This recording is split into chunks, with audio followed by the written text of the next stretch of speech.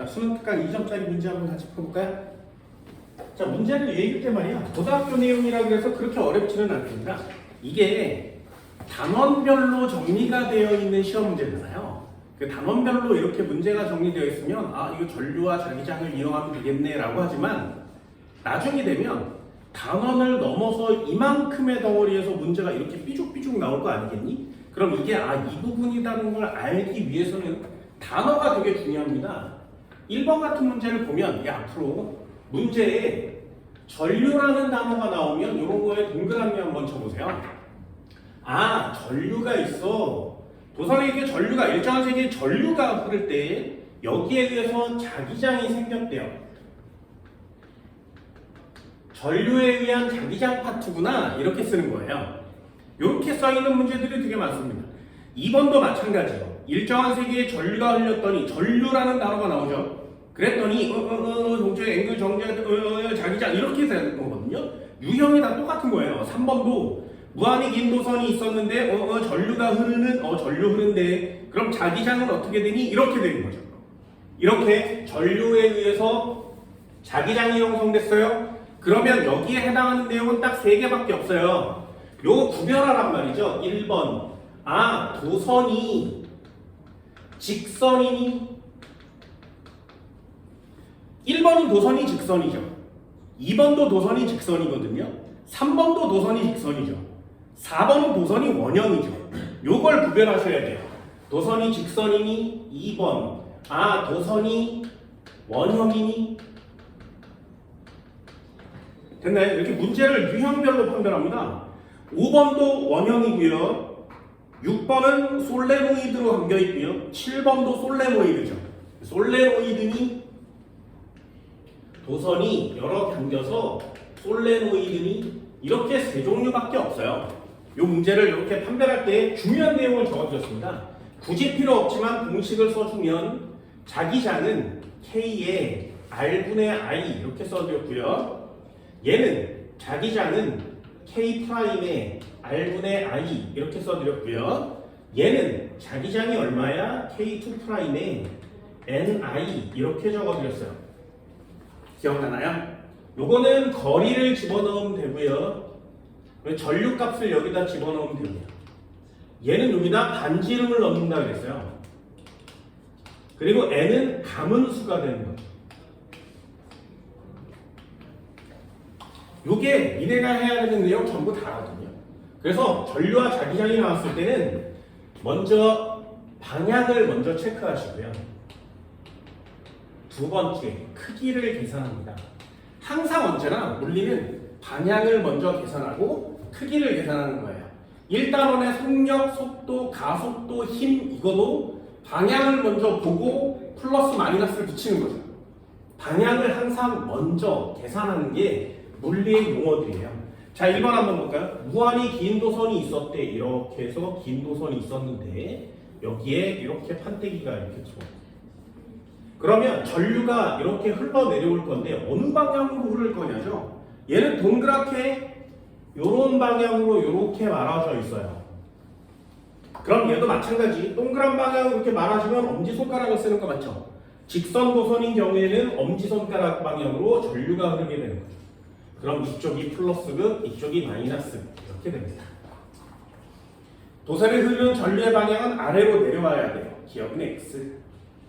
B 방향이 되겠죠. 전류에 대한 자기장의 세기는 보세요. 자기장의 세기는 전류와 똑같으니까 거리가 가까운 속셈입니다. 그럼 P점이 Q점보다 가까우니까 자기장의 세기는 P점이 크겠죠. 당연할 거예요. 니은은 동그라미. 도선에 흐르는 전류의 세기가 증가하면 Q에서 전류에 대한 자기장의 세기도 증가한다. 이 당연하다고요. 그래서 공식을 이해하면 훨씬 더 빨라요. 전류가 커지면 자기장 커지는 거 맞죠? 그죠? 요게 다거든요. 고등학교 2학년 내용이라고 해서 엄청나게 어렵진 않죠. 1학년 내용과 2학년 내용이 그렇게 완전 다르지는 않아요. 말아줘서 방향 찾고 비교해서 크기 찾고 그러려면 공식 정도는 좀 알아두세요. 책에 없지만 그래도 K값을 넣어서 공식 하나는 계산해 봅시다. 2번은 별표 하나 쳐줄까요?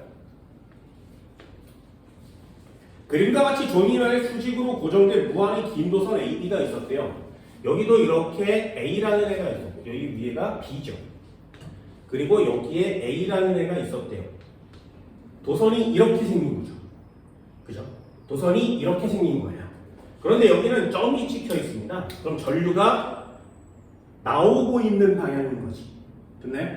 거기에 이렇게 동서남북을 정해놨는데 같은 거리만큼 떨어져 있는 곳에 나침반을 놔뒀더니 나침반이 이렇게 생겼어요. 여기가 색칠되어 있는 거 맞죠? 그렇죠? 자, 요것도 한번 봅시다. 원래 자기장이 전류가 없을 때는 어떻게 되는 거야? 원래 이 나침반은 북쪽을 가리키겠죠. 그렇죠? 그럼 나침반이 원래 이렇게 똑바로 서 있었을 거 아니겠니? 그런데 이 위에 거와 아래 거에 의해서 나침반이 이쪽으로 이렇게 돌아간 거 맞죠? 됐어요? 그럼 얘를 이쪽 방향으로 돌리는 부분이 두 개의 전류에 의한 자기장이에요. 됐나요? 이런 느낌이에요. 아, 전류에 의한 자기장이구나. 일단 방향을 찾아봅시다.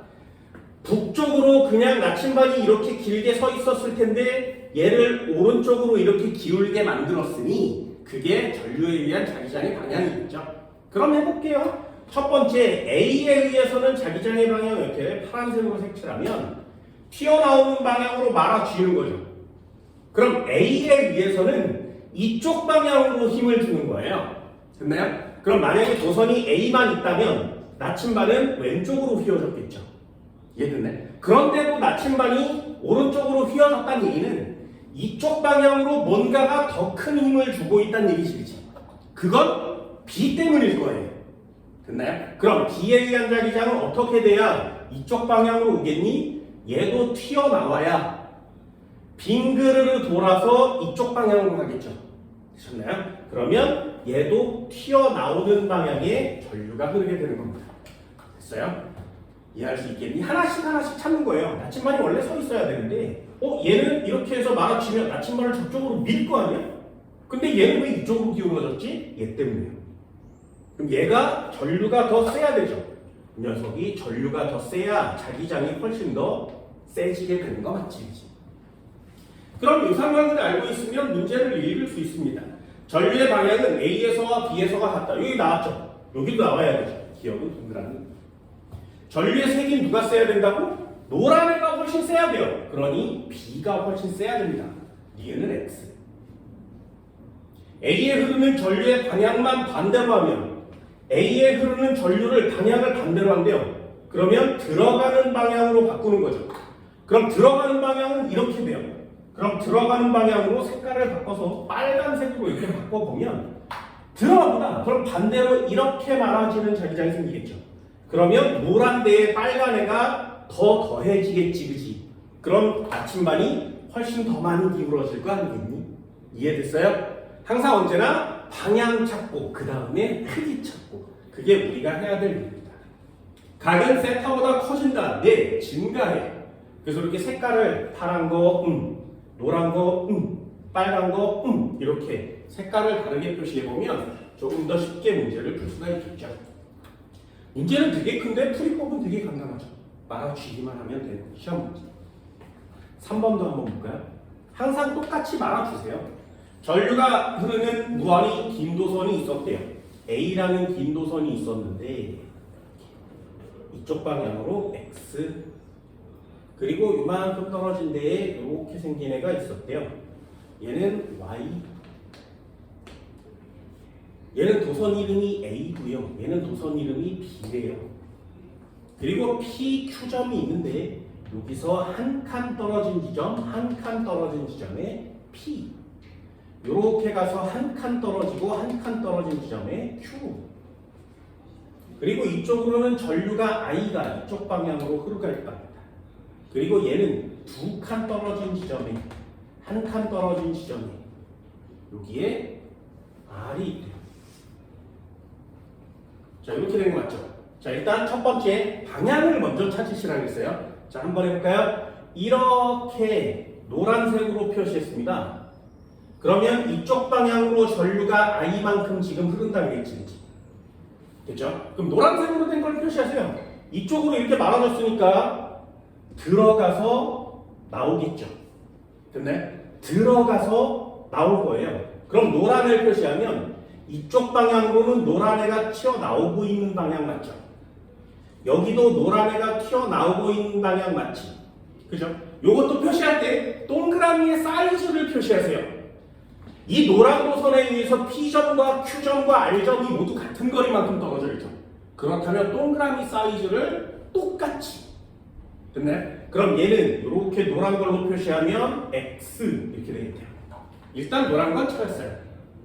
두 번째, X축, Y축에 고정되어 있는데 X에는 플러스 방향의 전류 I가 흐른대요. 표는 XY 평면에 있는, 보세요.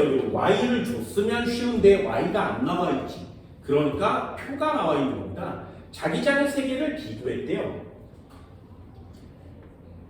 P점의 자기장의 세기는 B0랍니다.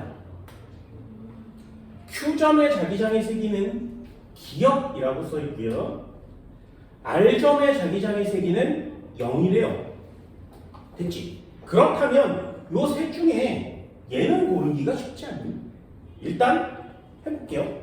여기에 들어가는 방향에 노란 자기장이 생겼으니까 이 파란색 도선에 의해서는 나오는 자기장이 있어야 전류가 자기장이 0이 될 수 있겠죠. 그럼 이쪽으로 나와야 돼요. 그럼 어떻게 해야 돼? 이렇게 말아주고 들어가서 나오면 돼요. 됐네? 말아줘서 들어가면 나올 수 있죠. 그럼 이쪽 방향으로는 다 들어가는 거예요. 이쪽 방향으로는 들어갑니다. 그럼 이쪽 방향으로는 또 나오겠죠. 되니?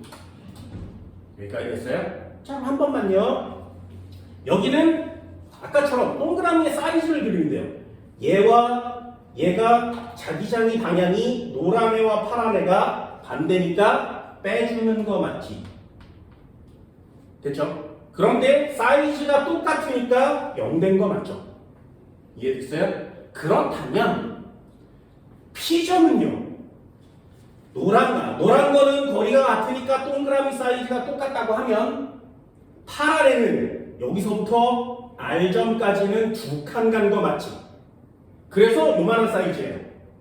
그럼 한 칸만 가면 자기장이 훨씬 세지 않겠니? 가까우니까. 그러면 사이즈를 좀 더 크게 해요.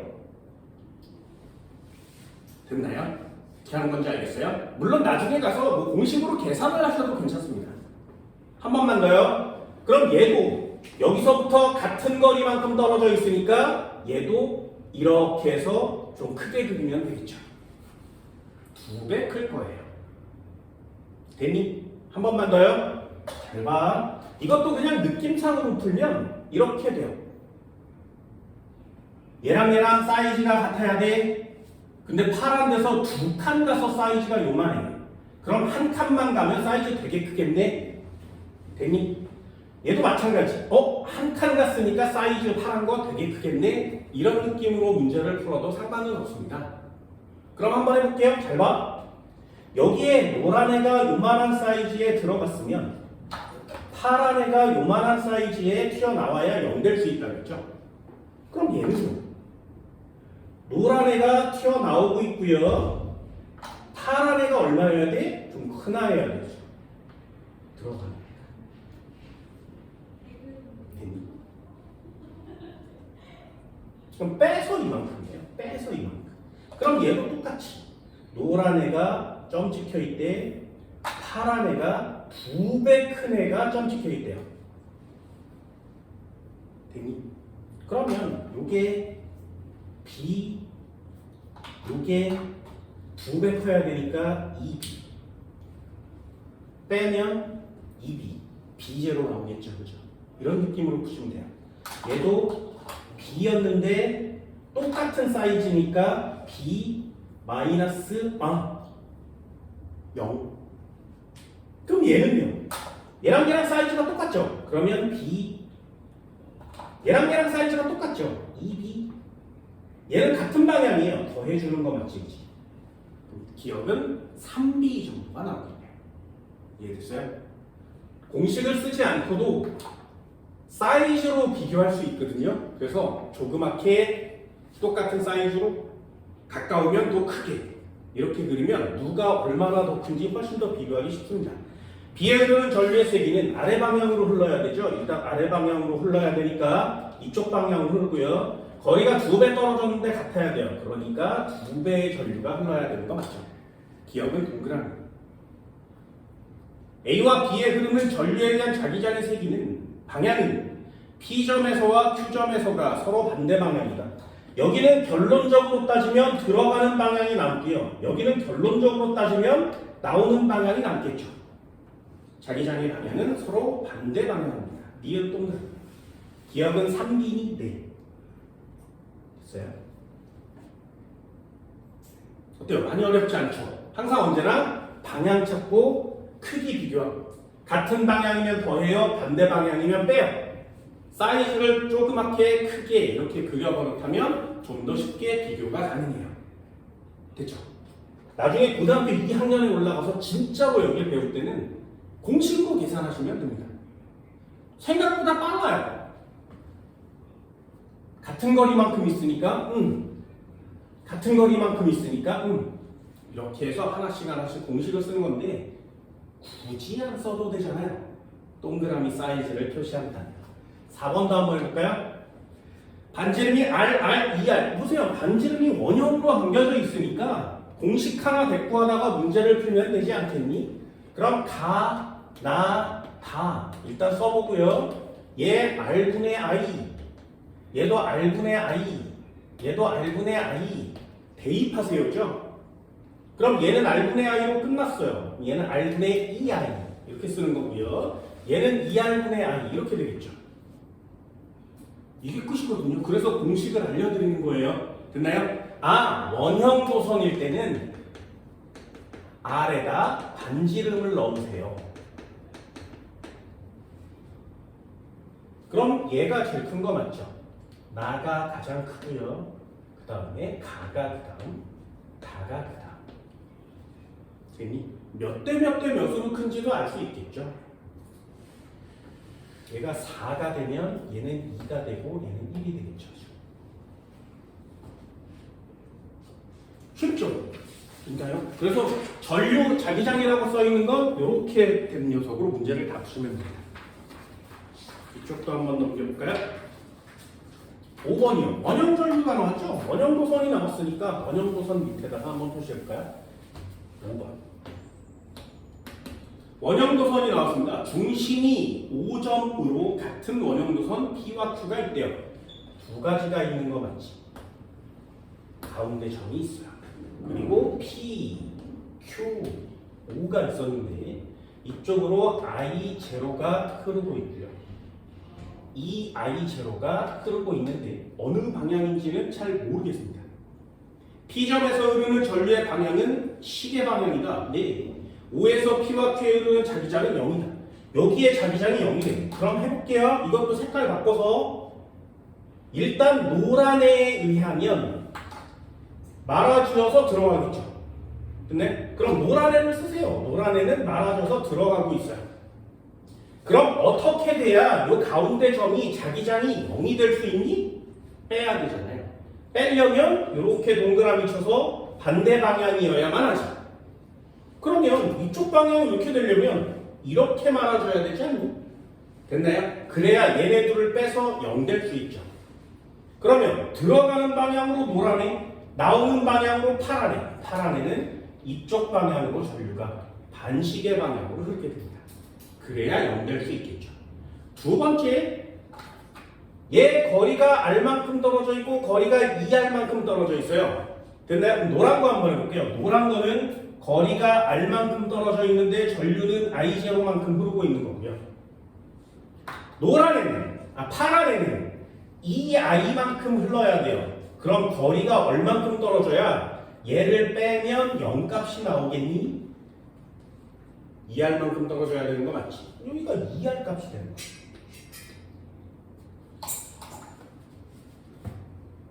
참 쉽죠? 방향 찾고 크기 찾고. 좀 쉽게 하려고 공식을 써드렸어요. 그럼 한번 볼까요? 5점에서 P에 흐르는 전류에 의한 자기장의 방향은 P에 의한 노란색이죠. P에 의한 자기장의 방향은 들어가는 방향입니다. 기억 동그라미. Q에 흐르는 전류의 방향은 이렇게 파란색으로 이렇게 흐르니까 반시계 방향 되겠죠. 니은 동그라미. 반지름은 2배니 4. 됐죠? 그래야 자기장은 0이 될 수 있는 거예요. 얘는 들어가는 방향으로 흘러야 되고요. 얘는 나오는 방향으로 흘러야 되니까 빼는 거지. 됐죠? 이렇게 색깔을 바꿔서 표시하면 조금 더 쉽게 풀 수 있어요. 자기장의 방향은 항상 색깔을 다른 걸로 비교하시면 좀 더 쉽게 문제를 풀 수 있습니다. 6번도 한번 볼까요? 그림과 같이 중심축이 동서 방향으로 놓인 솔레노이드의 전원과 저항을 연결하고 솔레노이드 내부의 나침반을 수평으로 놓았더니 나와 같이 나침반 자칭이 N극이 북쪽에서 동쪽으로 세타만큼 갔대요. 북쪽에서 동쪽으로. 이 녀석도 똑같이 한번 해볼까요? 이 그림을 좀 크게 그리면 더 좋은데 역시 EBS여서 그림이 좀 애매모호해요. 됐죠? 잘 봐.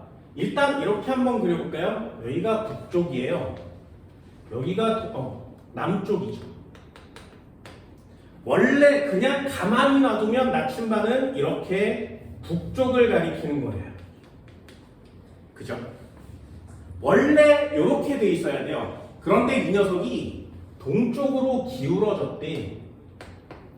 동쪽으로 이만큼 기울어진 거죠. 이렇게 기울어진 상태가 됐습니다. 그럼 누군가가 이렇게 밀었다는 얘기지, 그치? 됐니? 그러면 솔레노이드를 감아놓은 건데 그 감아놓은 그림이 잘 보여요? 그래서 이 그림은 상관이 없는 거야. 자, 잘 보세요. 이 노란 애가 이렇게 민 건 전류에 의해서 생겨난 자기장 때문에 저 녀석이 밀려난 거 맞지? 그럼 이 문제는 세타 값을 증가시킬 거거든요. 어떻게 하면 더 많이 기울어지겠니? 됐어요? 세타 값을 증가시키는 방법. 그럼 전류에 의한 자기장을 세게 하면 되지 않니? 이해됐어요? 전류에 의한 자기장이 세지면 되죠. 그치? 그러면 만약에 이게 직선 도선의 나침반이 생겨서 얘가 이렇게 기울어졌다면 위의 내용을 쓰는 거예요. 전류를 강하게 거리를 가깝게, 그래서 직선 도선과 나침반의 거리를 가깝게 만드는 거죠. 이해됐어요? 만약에 원형 도선이라면 전류를 세게 만들고 반지름을 줄이는 거지. 근데 얘는 솔레노이드잖아요. 이렇게 여러 번 감겨 있는 거 맞지? 그렇다면 요거에 해당되는 내용을 쓰셔야 돼요. 이해되니? 그럼 첫 번째요. 전류에 대한 자기장이니까 세타를 크게 하려면 일단 전류를 세게 하면 되겠지, 그치? 됐나요? 그럼 두 번째요. 많이 감으면 될 거 아니겠니? 솔레노이드니까. 감음수를 늘립니다. 일단 이 두 개가 우리가 그냥 흔히 확 볼 수 있는 내용이에요. 그럼 한번 읽어볼까요? 전원장치의 전압을 증가시킨다. 전원장치의 집게 AD의 방향을 바꿔 연결한다. 솔레노이드의 감음수를 증가시킨다. 지기수는 일단 동그라미. 됐지?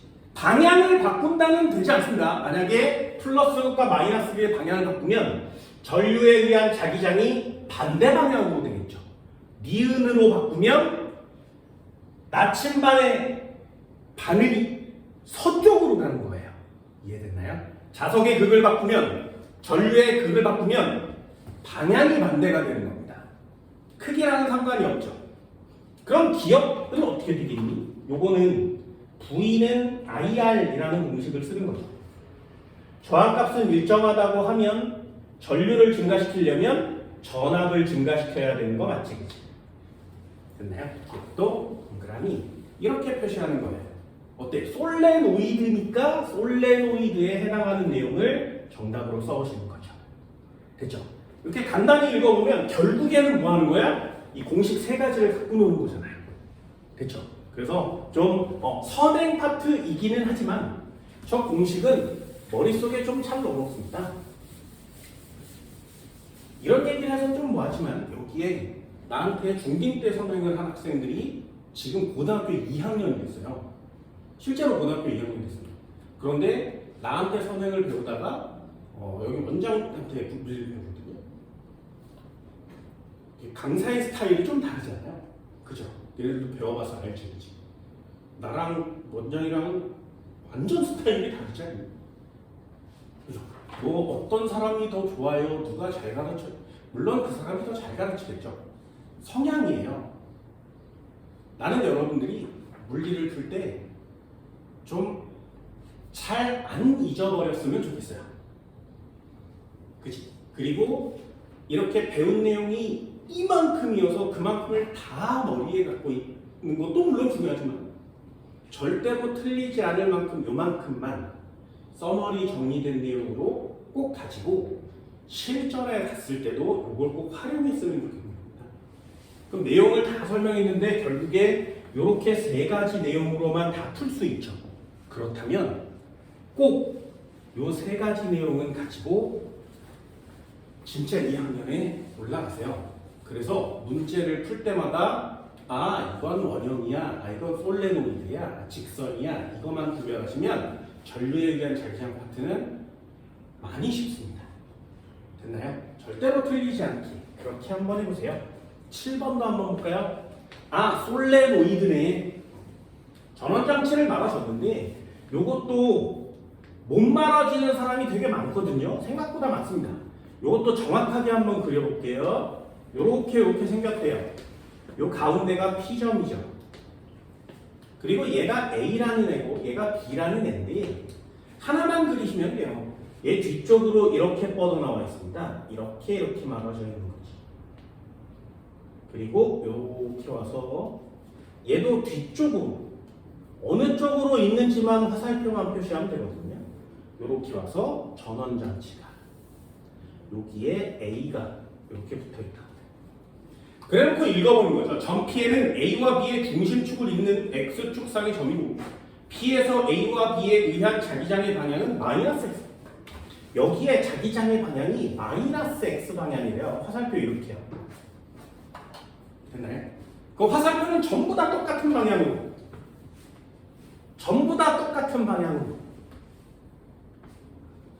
됐지? 그럼 여기서 이렇게 나가서 돌아서 이렇게 들어오는 거죠. 항상 자기장은 N극에서 나가야 돼요. N극에서 나가서 S극으로 들어갑니다. 자기장은 언제나 N극에서 나가야 돼요. S극으로 들어와야 됩니다. 됐니?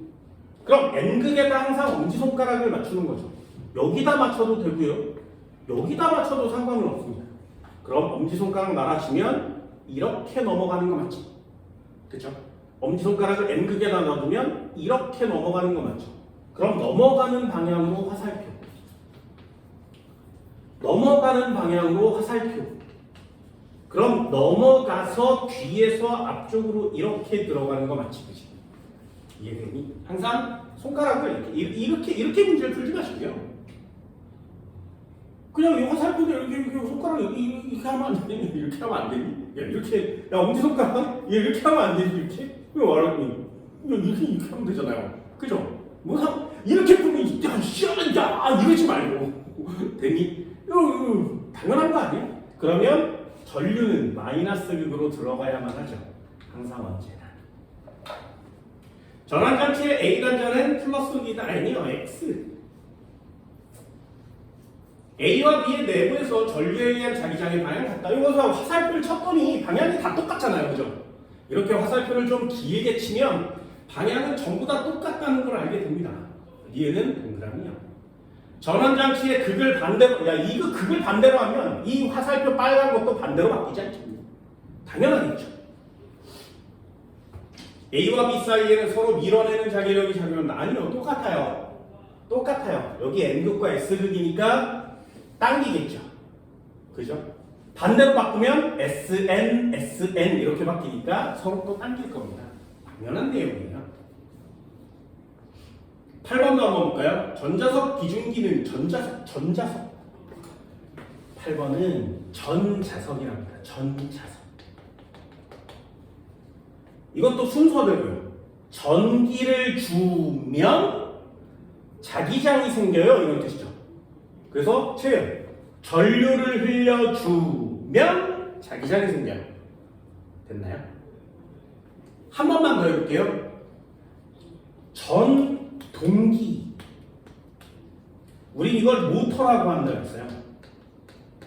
됐니? 요거 두 개 구별하셔야 됩니다. 이쪽에 오늘 배울 발전기라는 것도 있어요. 됐니? 또 뭐 금속 탐지기, 교통카드, 니네 통합과학에 나오는 거는 변압기 이런 것도 있거든요. 잘 보세요. 이게 차이점이 뭐냐면 우리가 마지막에 이용하는 게 뭐냐요. 얘는요. 전류가 우리가 마지막으로 이용하는 거야? 자석을 마지막으로 이용하는 거야? 자석을 이용할 거죠. 그러니 자기장이 맨 끝에 오는 거예요. 내가 이용할 거. 그럼 이 자기장을 만들기 위해서 줘야 되는 게 뭐라고? 전류죠. 전류에 의한 자기장이에요. 됐나요? 그럼 두 번째 한번 해볼까요? 전동기요. 우리가 원하는 건 뭐야?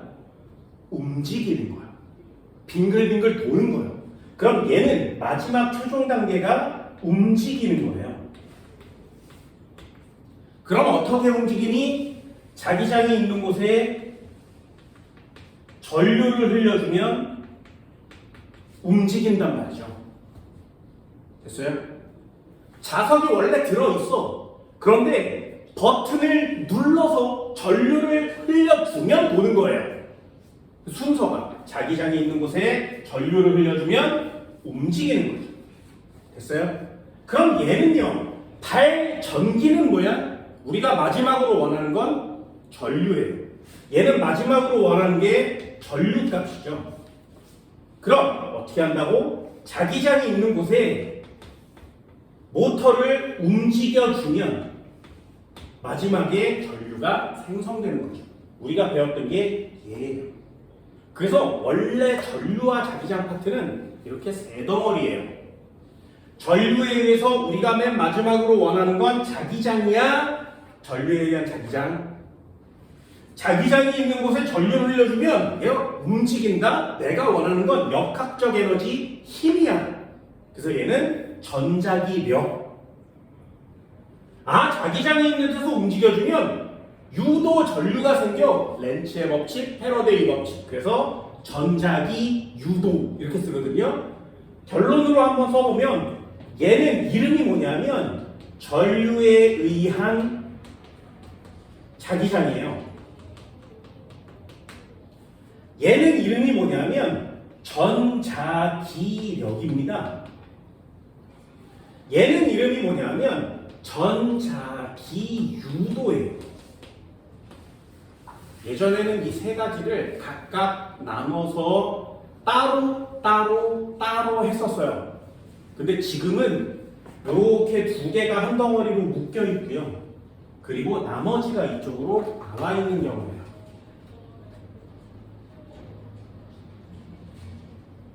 그래서 여기다가 스피커 이런 거 쓰셔도 되고요. 여기다가 마이크 이런 걸 쓰는 겁니다.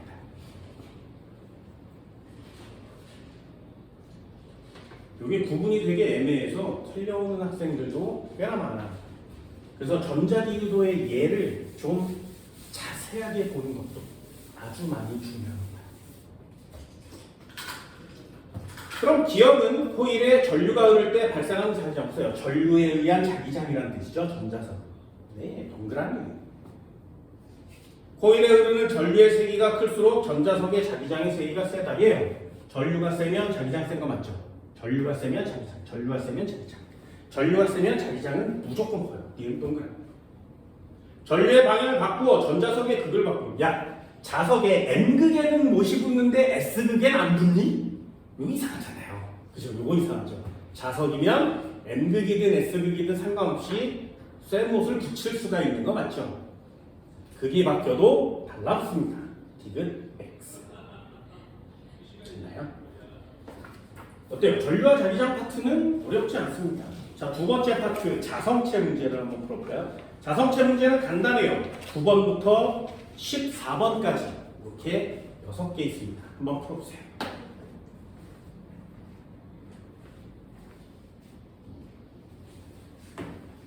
자, 자성체도 한번 해볼까요? 자성체 두 번째요.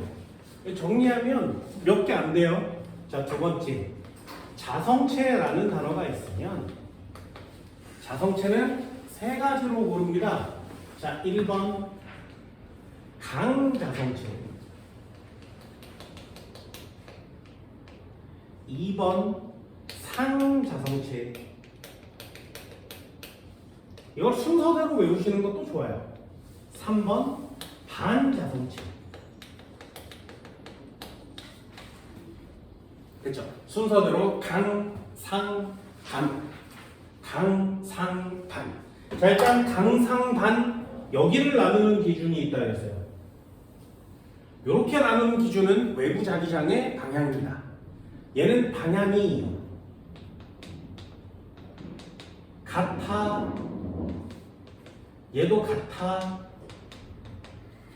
얘만 반대. 그러니까 이름이 반자성체 맞죠? 됐죠? 이게 끝이에요. 두 번째, 이렇게 있으면 얘는 일단 하나 골랐으니까 여기를 가르는 기준도 있다 그랬죠? 여기를 가르는 기준은 제거했을 때예요. 외부 자기장을 제거했을 때 얘는 자기장이 남아 있습니다. 얘는 사라져요. 얘도 다시 사라져서 원래대로 되돌아옵니다. 됐죠? 그러니 두 가지만 구별하시면 된단 말이죠. 얘 그대로 남아 있어요. 자석을 치워도 걔는 계속 자석이에요.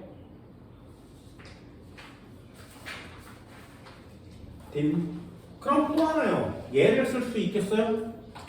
얘도 그냥 아예 써버리세요. 강자성체 세 종류밖에 없다 그랬어요. 철, 니켈, 코발트 이렇게 세 개밖에 없습니다. 강자성체. 저장장치에 사용하게 되죠. 상자성체 되게 많고요. 반자성체 되게 많은데 요 녀석 몇 가지만 나눠들어 하겠어요. 구리유리물 이렇게 쓴다는 거죠. 구리유리물. 이 정도는 좀 체크해 줄 만하죠. 요거 가지고 문제 다 풀거든요. 보세요. 얘도 1, 2, 3, 얘도 1, 2, 3 되게 쉽지. 그러니 고등학교 2학년 물리원 전기 파트가 마냥 어렵지만은 않아요. 자, 1번, 9번 한번 읽어볼까요? 다음은 물질의 자성에 대한 학생 ABC의 대화를 나타낸 것이다. 전자의 궤도 운동과 스핀 때문에 자성이 나타나. 네, 원자 자성이라고 했어요. 학생 A는 뭐 이과형이죠. 동그라미. 원자를 하나의 매우 작은 자석으로 생각할 수 있어. 이게 원자 자석이거든요. 자석은 원자 자석. 얘도 이과스러워요. 동그라미. 물질이 자석에 약하게 밀리는 성질을 상자성이라고 해. 물질이 자석에 약하게 밀린대요. 자석을 갖다 댔더니 밀려났대. 그건 붙는 게 아니지. 그럼 반자성이어야 되죠. 됐나요? 학생 C는 X. 10번 한번 볼까요? 다음에 물체의 자성에 대한 탐구 내용이래요. 가와 같이 못의 머리에 머리를 자석에 붙인다. 근데 자석에 붙였어요. 못은 원래 자석이 아니었죠. 걔가 자성을 갖게 되는 거예요. 그럼 얘는 어떻게 됐는데? 떼어냈어. 자석을 제거했는데도 불구하고 못이 남아있죠. 그럼 쇠 못이니까 철로 돼 있을 거 아니겠니? 그럼 얘는 그냥 강자성체입니다. 클립을 가졌을 때 클립이 못에 달라붙었다. 기억은 X, 못은 강자성체예요. 됐나요? 반자성체는 미는 성질을 갖고 있어야 된다. 그렇다면 한번 얘도 한번 해볼까요? 10번. 이것도 이렇게 생겼대요. 이것도 이렇게 비교하시면 됩니다. 여기가 S극, 여기가 N극. 여기다 못을 이렇게 붙인 거 맞지, 그지? 그럼 여기가 S극, 여기가 N극. 됐니? 치웠어. 그래서 쇠논만 남았어. 그럼 지금 여기가 머리가 지금 S극으로 남아있고요. 여기가 N극으로 이렇게 남아있는 상태죠. 강자성체니까. 됐니? 요것도 신경 쓰시면 됩니다. 여기다 클립을 이렇게 붙이면 클립의 위쪽이 S극, 아래쪽이 N극. 됐니? 여기다가 이렇게 클립을 붙이면 여기가 N극, 여기가 S극. 됐죠? 자석은 항상 N극과 S극이 교대로 나타납니다. 나에서 못의 머리 끝은 S극이에요. 됐나요? 그런데 한국말로 보는 거죠. 머리냐 못의 끝이냐. 끝이죠. 끝이. 한국말로 못의 끝이니까 N극. 니은은 동그라미. 나에서 못의 머리를 자기화하지 않은 클립을 가져가면 못과 클립 사이의 청력이 아니요. 항상 인력이. 강자성체는 항상 인력이. 반자성체만 청력이. 됐나요? 이것도 X. 2번 정답. 11번도 한번 볼까요? 외부 자리장 방향과 반대방. 보세요. 반대 방향이니? 네. 그러면 A는 반자성체. 아니오에 2개 왔어요. 그럼 얘니까 B가 강자성체겠죠. 반자성체, 강자성체, 상자성체. 이런 순서대로 되어 있습니다. 그럼 11번도 A는 반자성체고요. B는 강자성체죠. 왜 이쪽에 상자성체가 하나 남아있으니까. 그럼 철과 니켈은 A에 속한다. 이 정도는 외워줍시다. 강자성체가 철이라는 기억이죠. 그죠? 기억은 X. 외부 자기장을 제거해도 자기화된 상태를 오랫동안 유지하는가? 네. 니은 동그라미. 정보를 저장할 수 있는 건 강자성체. 얘만 정보를 저장할 수 있습니다.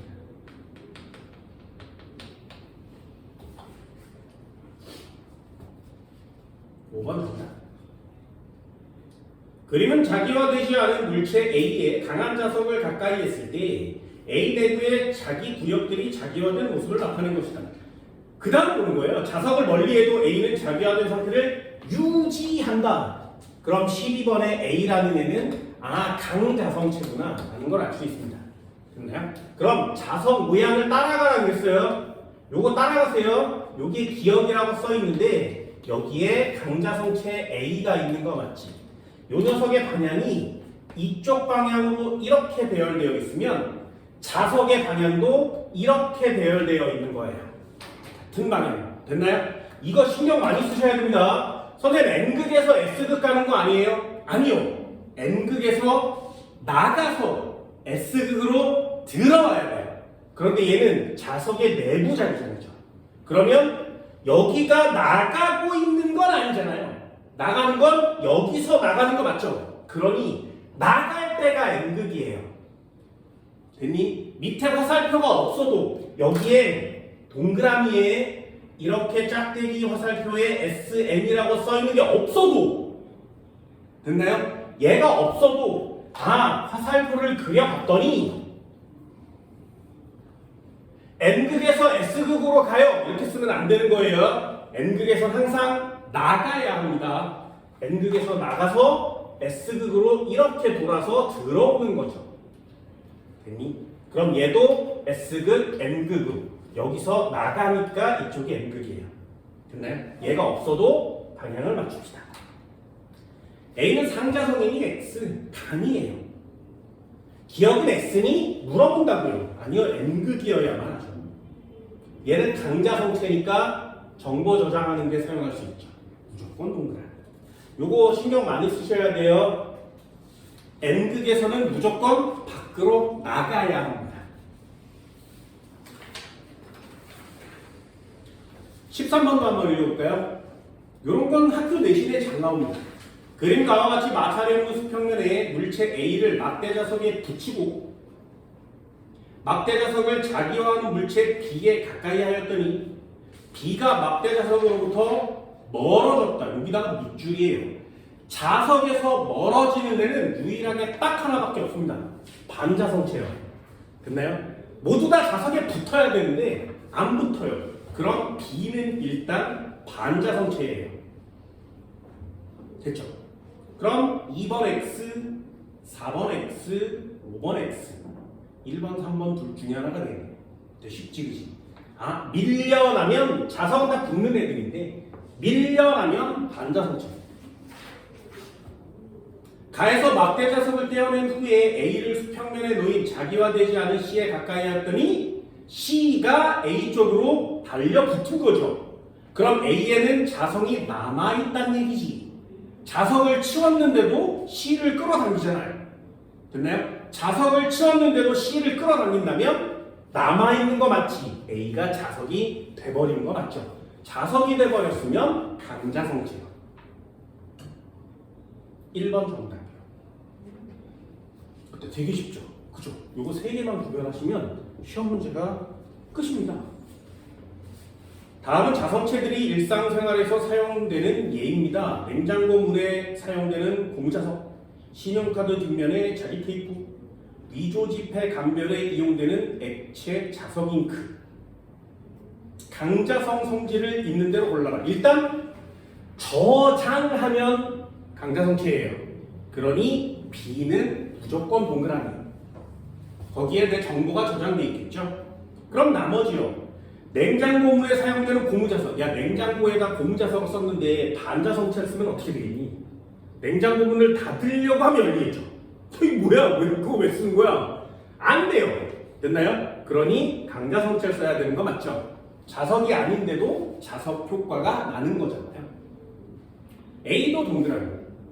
위조지폐 감별에 이용되는 액체 자석이. 니네 이거 해봤니? 이거 해봤어요? 안 해봤어요?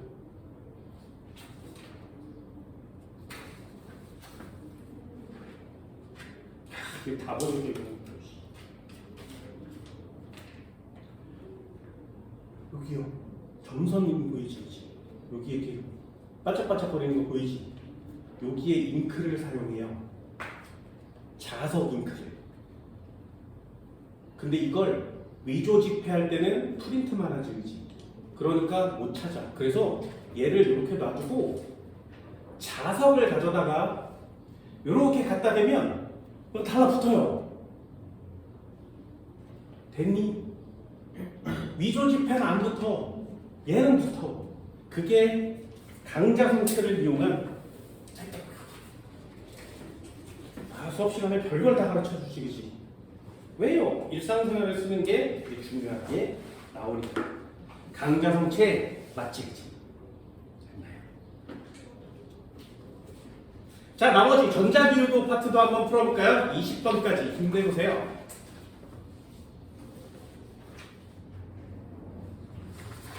자, 자기장 파트 마지막 3번째 한번 해볼까요? 전자기유. 전자기유도라는 애는 3번 전자기유. 개념이 딱 2개밖에 없어요. 일단 전자기유도 1번. 순서를 기억하세요. 순서가 뭐야? 자기장이 있는 곳에 움직여주면 그러면 유도 전류가 형성된다. 우리는 이 유도 전류를 가지고 생활하는 거죠. 이게 전자기유도예요. 맨 마지막 파트에 전류가 생기면 그걸 전부 다 전자기유도의 개념으로 우리는 인식합니다. 순서를 일단 기억하시고요. 2번째, 전자기유도에 나오는 공식이 딱 2가지가 있는데 법칙 첫 번째, 렌츠라는 사람이 발견한 법칙. 얘는 유도 전류의 방향이라고 그랬죠. 유도 전류의 방향을 정리한 사람이에요. 자석의 변화를 방해하는 방향. 우리 그거 알고 있지만 좀 간단하고 쉽게 이렇게 정리하는 건 좋습니다. 뭔가가 가까워지면 그걸 방해해야 되죠. 그래서 청력이요. 가까이 오면 청력이 생겨야 돼요. 가까이 오면 청력이 생성됩니다. 2번째, 그럼 멀리 가면 어떻게 되겠니?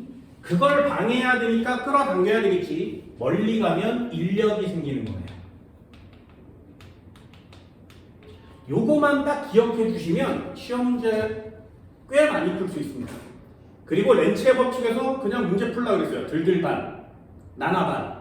됐나요? 이런 단어를 기억해 주시면 렌츠의 법칙 맞추는 건 어렵지 않습니다. 3번이요. 패러데이 법칙도 있다 그랬죠.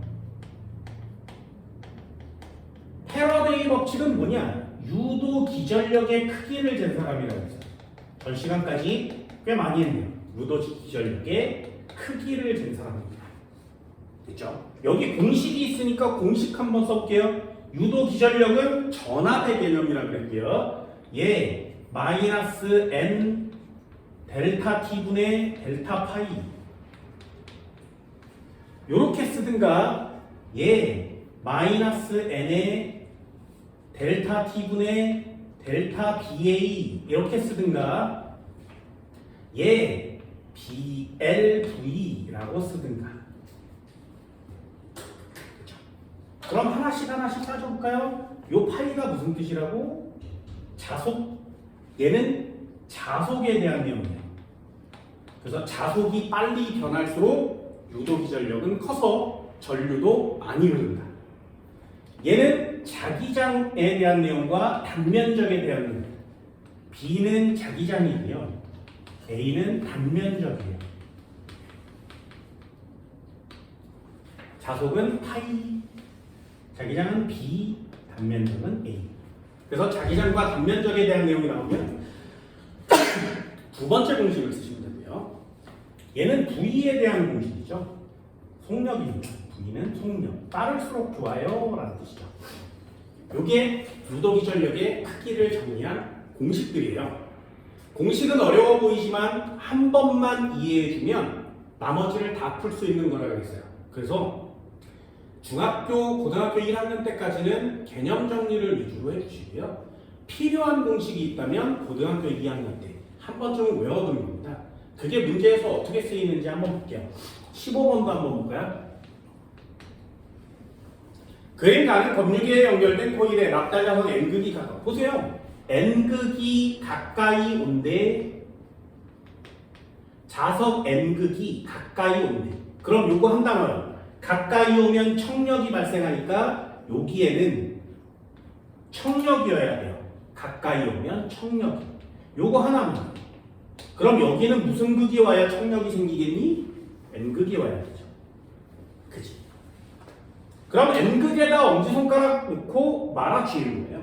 N극에다 엄지손가락 놓고 말아쥐면 이렇게 갔다가 아래로 내려가겠죠. 그럼 A, G, B 순서대로 내려가는 거예요. 됐나요? 요거 두 줄이 여러분들이 해야 되는 내용 중에 그나마 괜찮은 내용이에요. 그럼 두 번째요. S극이 멀어지면 어떻게 되겠니? S극이 멀어지면 이렇게 해서 S극이 멀리 가면 뭐라고? 멀리 가면 끌어당겨야 되죠. 그럼 여기 사이에 인력이 작용해야 되기 때문에 여기에 무슨 극이 오면 돼? N극이 오면 되죠. 자기장의 방향이 같으면 전류의 방향도 같아요. 말아주는 방향이 똑같겠죠. A, G, B의 순서대로요. 어렵지 않죠? 어때요? 가까이 오면 청력, 멀리 가면 인력. 이 두 가지로 시험지에 맞춥니다. 가에서 전류의 방향은 AGB다. AGB 순서대로 기억 동작. 나에서 막대자석에 의한 코일을 통과하는 자기선속은 감소한다. 가까이, 자석이 가까이, 이 가까이를 다른 말로 뭐라고 한다고? 자속 증가라는 말로 쓰는 거예요. 가까이 오는 건 자속 증가, 멀리 가는 건 자속 감소죠. 가까이 오면 증가, 멀리 가면 감소. 자속은 감소한다. 네, 멀리 가잖아요. 코일이 막대자석에 작용하는 자기력의 방향은 가와 나가 같다. 코일이 막대자석에 작용하는 자기력의 방향은 얘는 N극, N극이니까 서로 미는 방향이죠. 얘는 N극, S극이니까 서로 가까워지는 방향이죠. 방향은 반대 방향입니다. 디귿은 X. 되셨나요? 3번 정답. 이렇게 쓰는 거예요. 어때요? 여기에서 벗어나진 않죠? 이런 내용들은 되게 간단한 내용이니까 한 번쯤은 꼭 보시고요. 자, 16번도 한번 볼까요? 이런 거 별표예요. 그림은 XY 평면에 놓인 동일한 직사각형 ABC, XY 평면으로 균일한 자기장에 어느 순간을 나타낸 것이다. A는 마이너스 X, B는 플러스 Y, C는 플러스 X. 각각 운동한다. 그럼 잘 보세요. A라는 애는 들어가는 자기장에서 나오고 있죠. 들어가는 자기장에서 나오면 시계. 됐나요? 들어가는 자기장으로 들어가면 반시계. 그래서 들들반 하나 외워달라고 했습니다. 그럼 얘는 들어가는 자기장에서 나오니까 그냥 보자마자 시계 방향이야. 전류가 시계 방향으로 흘러요. 그럼 C도 한번 볼까요? C. 얘도 들어가는 자기장이 있었는데 도선이 밖으로 나가고 있죠. 그럼 얘도 시계 방향으로 전류가 흐릅니다. 그럼 B는요? B는 도선이 아래에서 위로 올라가도 색깔 쳐 있는 면적이 변하지 않지. 이해됐어요? 그래서 얘를 보고 아 얘는 전류가 흐르지 않아요 이렇게 쓸 수 있나요? A에 흐르는 유도 전류의 방향은 시계 방향. 근데 동그라미. 그냥 보고 맞추는 거예요. 들어가는 자기장에 나오면 시계. B에는 유도 전류가 흐르지 않는다. 네. 나중에는 흐를 건데 순간이니까 안 흐르는 거예요. 유도 전류의 세기는 보세요. 얘는 V로 나가고요. 얘는 2V로 나가요. 어때요? 속력이 빠를수록 전류 많이 흐르는 거 맞지? 속력이 빠르면 전류가 빠르면 얘가 전류 2배 많이 흐른다. C가 2배 많이 흐른다. 이렇게 쓰는 거예요. 뒤로 또 동그라요. 5번 정답. 17번도 한번 해볼까요? 17번도 어렵지 않습니다. 자석이 있고요. 코일이 있는데 여기 자석을 하나 그려볼까요? 이렇게 생긴 자석이 있어요. 여기 코일이 있죠. 원형 도선이 어떻게 생겼어? 멀리 가고 있죠. 멀리. 자, 요거 한 단어만. 원형 도선이 지금 멀어지고 있죠. 그러면 한 단어만. 멀어지면 뭐가? 인력. 여기 인력이 생겨야 되죠. 그럼 서로 반대극이 돼야 돼요. 자, 그럼 한번 해볼까요? 얘는 이쪽 방향으로 이렇게 전류가 흐르니까 유도 전류 방향으로 말아주면 엄지손가락이 N극이 돼요. 그러니까 이 도선의 위쪽은 N극, 아래쪽은 S극이요. 되니? 그럼 얘랑 인력이 작용하려면 이 자석은 원래 무슨 극이어야 돼? N극이어야 되지. 이게 다예요. 멀리 가면 인력, 반대극이어야 되네. 그럼 말아줘서 자기장 N극, 반대쪽은 S. 그럼 얘도 N극. 됐죠? 요게 전부 다입니다. 어때요? 많은 내용 아니죠? 그죠? 그래서 총정리를 할 때는 조금 간단하게. 자기령 속성의 배. 보세요. 멀리가 무슨 뜻이라고? 멀리가 자속 감소요. 멀리는 자속이 감소한다는 뜻이에요. 그럼 감소한다에 동그라미를 쳐야 되니까 3번, 4번, 5번은 X. 원형 자석은 N극이어야 되죠. 1번 정답. 네, 생각보다 쉽지, 그치? 18번도 한번 볼까요? 그림 가와 같이 동일한 정사각형 도선 AB가 종이면에 수직으로 들어가는 방향의 균일한 자기장 영역에서 고정되어 있다.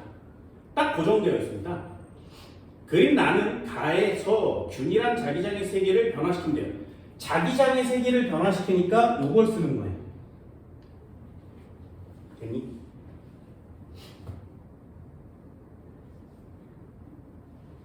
됐어요? 자, 그러면 18번도 한번 볼까요? 유도기전력은 두 번째 공식을 쓰는 거죠. 마이너스 n의 델타 t분의 델타 BA. 자, 이렇게 일단 써놓고 문제를 푸는 겁니다. 그러면 A라는 애가 있고 B라는 애가 있겠죠. A는 이렇게 생긴 네모 박스가 있으면 B도 이렇게 생긴 네모 박스가 있으면 자, 자기장이 걸쳐 있는 면적을 한번 보세요. A는 지금 자기장이 전 면적에 다 걸쳐 있지. 그런데 B는 자기장이 반만 걸쳐 있죠. 이해됐어요? 그렇다면 일단 면적이 2배 차이 나지 않니? 되죠. 그러니 A 쪽이 전류가 훨씬 더 많이 흐르는 거예요.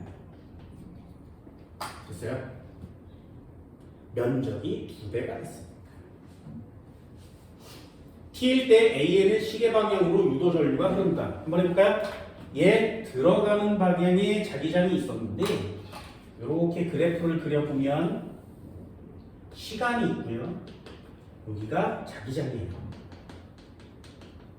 그럼 이렇게 올라가고 있으니까 T죠. 무슨 뜻? T 무슨 뜻? 들어가는 방향에 자기장이 증가하고 있구나. 그럼 들어가는 방향에 자기장이 증가하면 그걸 방해하는 방향으로 전류가 흐르죠. 됐어요? 들어가는 애가 증가하면 방해하는 방향으로 전류가 흘러요.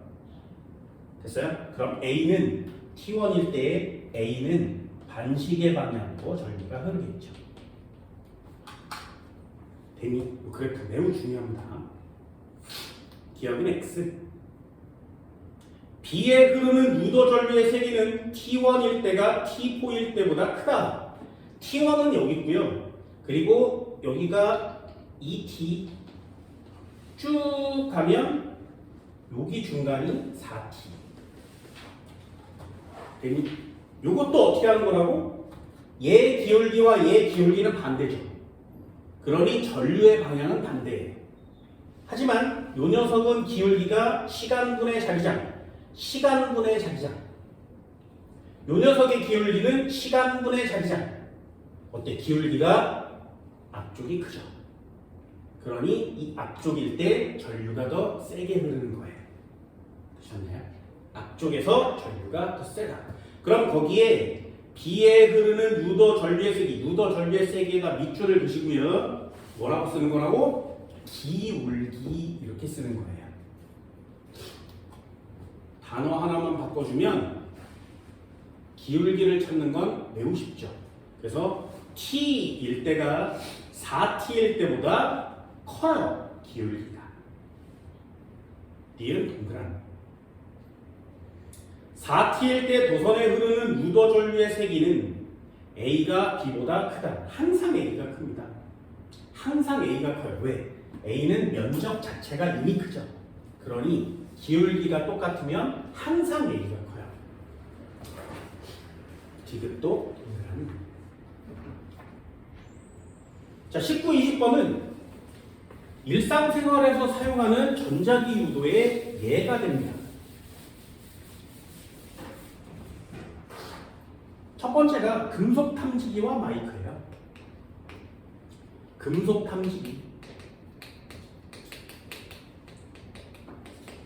마이크. 이렇게 나오면 이거 전자기 유도구나. 이걸 찾는 겁니다. 전자기 유도구나.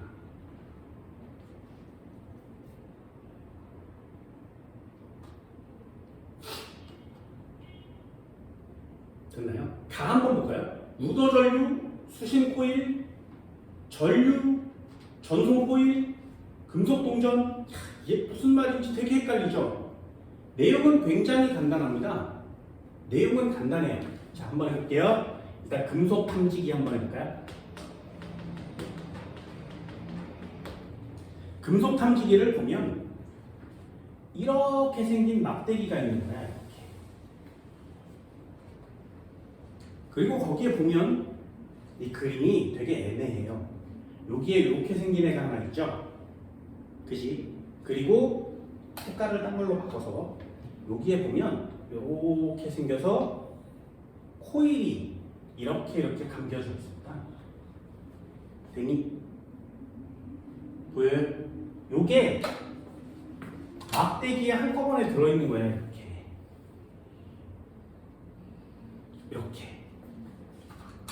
그래서 이 막대기를 땅에다 대고 이렇게 왔다 갔다 왔다 갔다 하는 거죠. 됐어요? 그리고 바닥에 금속이 있으면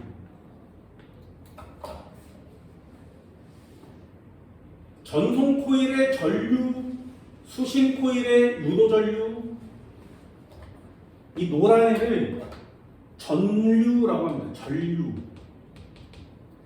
전류가 흐르면 여기 자기장이 생기겠죠. 그럼 자기장이 생겨 있는 곳이랑 이 금속이랑 서로 거리가 왔다 갔다 하겠지, 그지? 그러면 여기서 유도 자기장이 생겨요. 그럼 요거에 의해서 이렇게 가면 여기에 전류가 생성되는 거죠.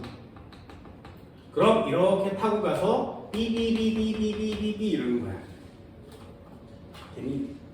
전류를 주면 자기장이 생겨요. 여기서부터 여기까지는 맨 앞에 배우고 전류에 의한 자기장. 그럼 자기장이 있는 곳에 금속과 같이 움직여주면 생성되죠. 유도전류가. 그러면 그 유도전류로 불꽃 삐삐삐삐. 됐어요? 요게 금속 탐지기예요. 가에서 전송 코일에는 일정한 전류가 흐른다. 잘 보세요. 전류에 의한 자기장이 생겨야 되지. 전류가 흐르면 자기장이 생겨야 되거든요. 됐니?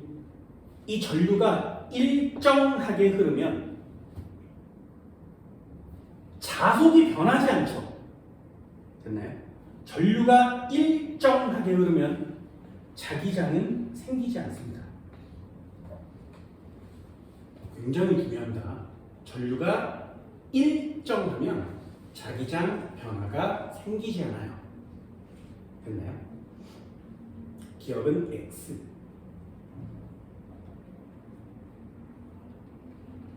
나에서 진동판이 진동하면 코일을 통과하는 자손속이 변한다.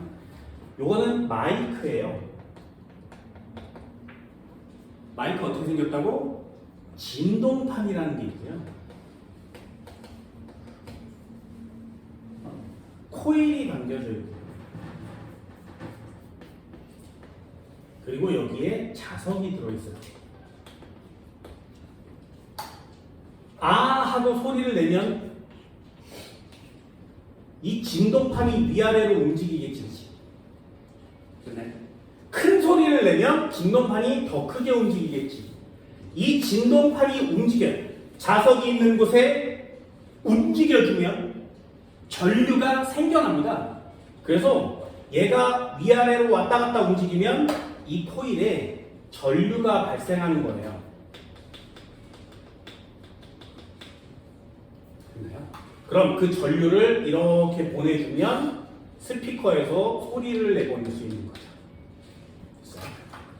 다시 진동판을 움직여주면, 보세요. 자기장이 있어 움직여주면 전류가 발생하는 거예요. 그게 전자기유도의 가장 개념입니다. 그럼 전자기유도 현상이 일어났으니까 자속은 변했다는 얘기지. 무조건. 큰 소리를 내면 더 빨리 변해요. 니은은 동그라미. 그럼 니네들도 자기 선속이 변한다의 밑줄을 그시고요. 자기 선속이 변한다 무슨 뜻? 유도 전류가 생성됐다 라는 뜻입니다. 그럼 마이크에 소리 내면 유도 전류가 생기니? 네!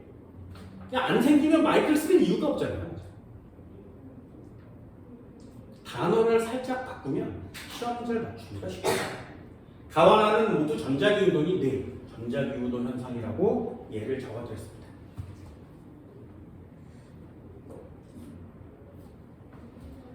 다음은 고정식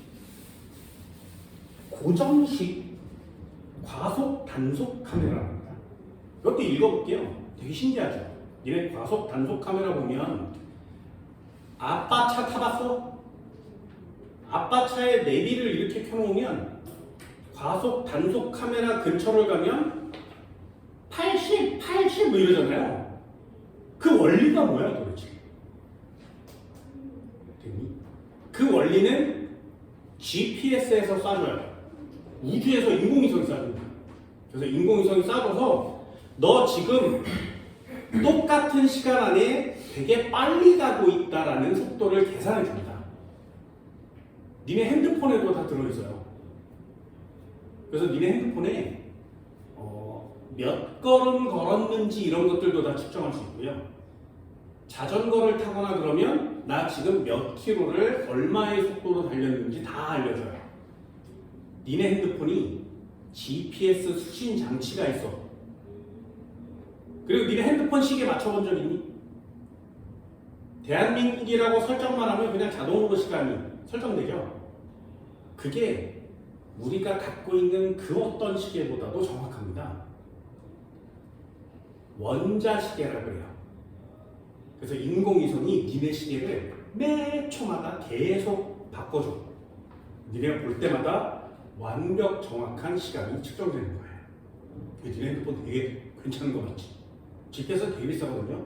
예전에 내비가 처음 나왔을 때 1,000만 원이었어요. 근데 니네는 핸드폰을 공짜로 있잖아요. 그치? 근데 니네 핸드폰 1,000만 원이야? 아니죠. 예전에 500만 화소짜리 카메라가 1,000만 원이었어요. 100만 화소짜리가 100만 원이었거든요. 근데 니네 카메라 500만 화소야? 그거보다 더 뛰어나죠. 그거 카메라 들어있잖아요. 그럼 니네 핸드폰은 벌써 2,000만 원짜리지. 예전에는 메모리가 64기가가 200만 원이었어요. 근데 니네 핸드폰 64기가야? 그거보다 용량 많죠. 그럼 니네는 일단 핸드폰이 2,400만 원을 돌파했어. 2,400만 원 살 거야? 아니죠. 되게 싸진 거 맞지. 그만큼 과학이 되게 발달한 거 맞죠. 세상이 편리해지는 거예요. 핸드폰이 비싸면 비싼 이유가 있는 거예요. 근데 그건 예전에 비하면 비싼 게 아니죠. 내가 대학 다닐 때 8기가짜리 컴퓨터가 500만 원이었거든요. 대학교 등록금이 100만 원이 안 됐어요. 근데 컴퓨터가 500만 원이야. 살 거야? 못 사줘.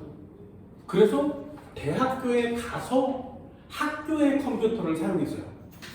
근데 지금 니네 컴퓨터가 8기가야? 사진 몇 장 찍어도 8기가는 넘겠다지. 영화 한 편이 2기가거든요.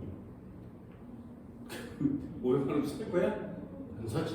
보세요. 니네 엄청나게 빠른 거죠? 그런 컴퓨터를 하나씩 하나씩 다 갖고 있잖아요. 30년 전에 니네 핸드폰이 슈퍼컴퓨터 취급을 받았어요. 그래서 내 대학교 선배님이 일본으로 유학을 하셨거든요. 일본에서 몇 대 없는 슈퍼컴퓨터를 가지고 노는 대학원을 졸업해서 교도대학을 가셨거든요. 우리나라로 따지면 연세대 정도예요. 거기를 나오셨어요. 근데 그 사람이 한국으로 다시 돌아와야 되잖아? 근데 우리나라에 슈퍼컴퓨터가 없는 거야. 생각을 해보세요. 슈퍼컴퓨터를 전공했는데 우리나라에 슈퍼컴퓨터 없어요. 올 수 있어? 오면 백수지. 그럼 못 와요. 근데 그 당시에 슈퍼컴퓨터라고 하는 그 어마어마한 3천만 원에서 1억 원짜리 컴퓨터가 니네 지금 갖고 있는 핸드폰보다 느려요. 신기하지. 니네 엄청난 물건들을 하나씩 갖고 있는 거 맞죠? 근데 그거 갖고 게임만 해요. 유튜브만 쳐다봐. 그러면 안 되는 거야. 어마어마한 정보를 니네들은 모두 다 얻을 수 있잖아요. 그치? 만약에 아인슈타인이라는 과학자가 저 핸드폰을 갖고 있었다면 생각보다 굉장히 많은 것들을 해낼 수 있었겠죠. 그렇죠? 과학은 이렇게 기술이랑 따라서 같이 발전하게 됩니다. 과속 단속 카메라 어떤 원리냐? 사진 찍어줘요. 그림과 같이 단속 카메라 전방의 지면에는 코일 센서가 있다. 니네 알고 있니? 도로가 있으면 여기에 카메라가 이렇게 들어있잖아요. 거의 대부분 사람들이 몰라요. 그냥 이렇게 통과하다가 졸라 빨리 가다가 요 카메라 앞에서만 속력을 줄여요. 안 돼. 요 카메라가 이렇게 땅속으로 이렇게 가서 니네들도 오늘 집에 가다가 도로변을 잘 보세요. 과속 카메라가 있는 그 근처를 이렇게 가잖아? 그럼 땅에 사각형으로 이렇게 뭔가 이상한 게 있어. 여기 두 군데의 사각형이 이렇게 둘려 있습니다. 여기를 통과할 때 속력을 측정하는 거예요. 카메라 밑에 있는 걸 측정하는 게 아니라. 그래서 여기를 통과할 때 얘 졸라 빨라. 그러면 퀵 가서 얘가 이 카메라에 왔을 때 너 속력 증가했어 해서 여기 카메라 찍는 거거든요. 그러니까 이 카메라 앞에서 속력을 줄여봐야 소용이 없는 거예요. 나중에 도로에 이렇게 파져 있는 모양을 꼭 한번 찾아보세요. 그게 속력 감시 센서예요. 차량이 센서 1과 센서 2를 지날 때 코일의 유도기전력이 형성되어 전기 신호가 발생하게 되고 두 신호 사이의 시간과 무엇을 알면 차량의 평균 속력을 구할 수 있다. 일단 전자기 유도를 이용하는 거 맞죠? 유도기전력이라는 단어에 밑줄을 두면 이거 전자기 유도구나 이런 뜻이에요. 차량이 코일 센서를 지날 때 코일을 통과하는 자기 선속이 변한다. 유도 기전력이 생기려면 뭐가 변해야 된다고? 자속이 변해야 되는 거 맞죠? 당연한 거죠. 읽다 보면 꽤 당연합니다. 기억이 맞으면 니은도 맞는 거예요. 가는 두 센서 사이의 거리이다. 보세요. 속력을 측정하려면 시간 있어야 되고요. 거리 있어야 되는 거 맞지, 그치? 그럼 거기에 시간이란 단어가 나와 있으니까 네모 박스에는 거리란 단어가 들어가면 됩니다. 디귿도 동그라미. 그래 됐니? 어때요? 시험 문제 생각만큼 많이 어렵진 않습니다. 그죠? 한 번쯤은 더 읽어보시고요. 복습도 꼭 해주세요. 요 내용 정리 서머리한 거 있어요. 요것도 반드시 꼭 한번 볼 수 있도록 합니다. 그리고 여기에 이거는 뭐 족보닷컴인데요. 나눠줬잖아요. 한 번쯤은 꼭 읽어보시고요. 문제 유형이 어떻게 다른지 한 번쯤은 꼭 볼 수 있도록 합니다. 숙제예요. 다음 주에 수업 없어. 잘 쉬시고요. 8월 5일 날 고생했습니다.